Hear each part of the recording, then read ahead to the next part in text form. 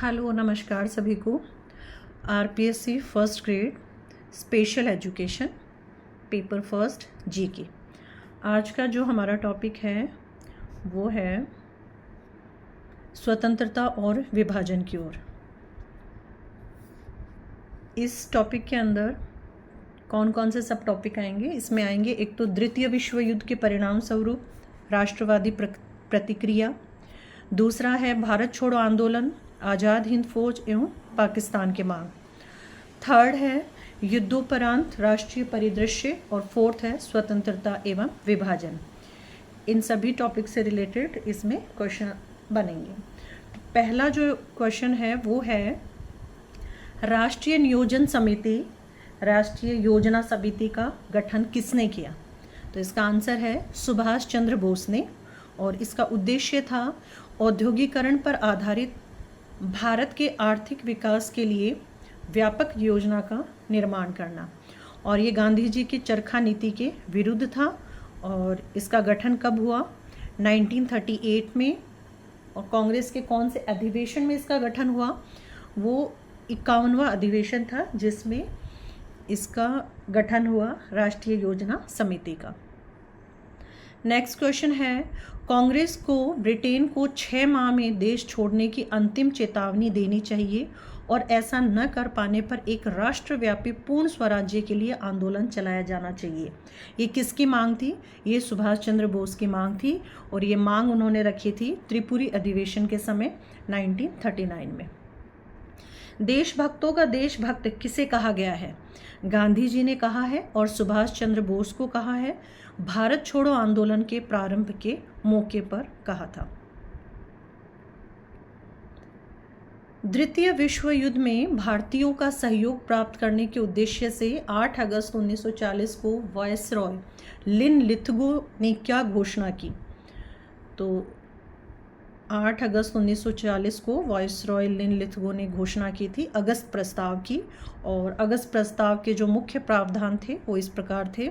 एक तो भारत के लिए डोमिनियन स्टेटस मुख्य लक्ष्य था, भारतीयों को सम्मिलित कर युद्ध सलाहकार परिषद की स्थापना, वायसरॉय की कार्यकारिणी परिषद का विस्तार, युद्ध के पश्चात संविधान सभा का गठन किया जाएगा, अल्पसंख्यकों को आश्वस्त किया जाएगा कि सरकार ऐसी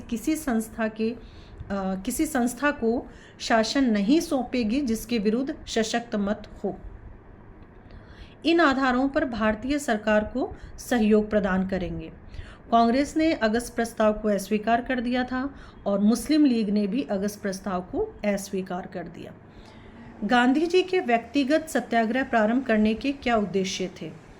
तो गांधी जी के जो व्यक्तिगत सत्याग्रह प्रारंभ करने के निम्न उद्देश्य थे। एक तो यह प्रदर्शित करना कि राष्ट्रवादियों के धैर्य को उनकी दुर्बलता नहीं समझा जाना चाहिए, यह व्यक्त करना कि भारत के लोग युद्ध के पक्षधर नहीं हैं तथा न ही वे नाजीवाद एवं भारत के साम्राज्यवादी शासन में कोई फर्क समझते हैं।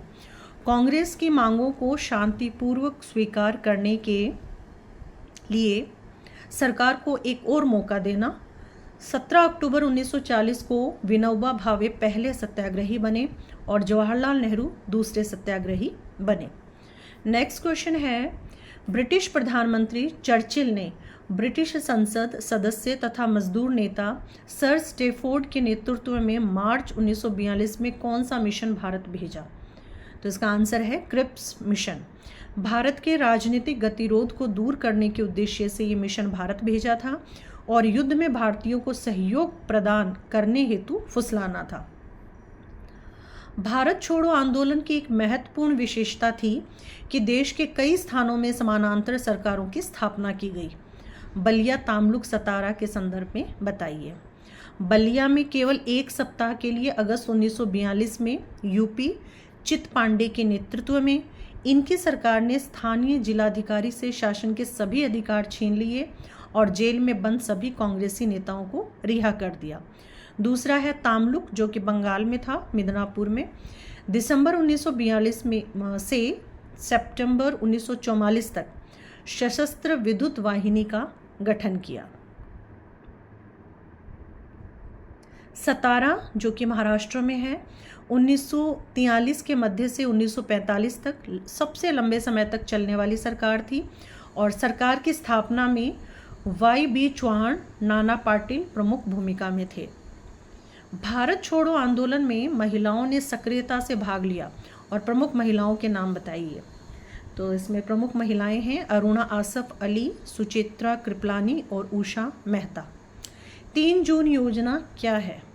3 जून 1947 को माउंटबेटन ने भारत के विभाजन के साथ सत्ता हस्तांतरण की एक योजना प्रस्तुत की।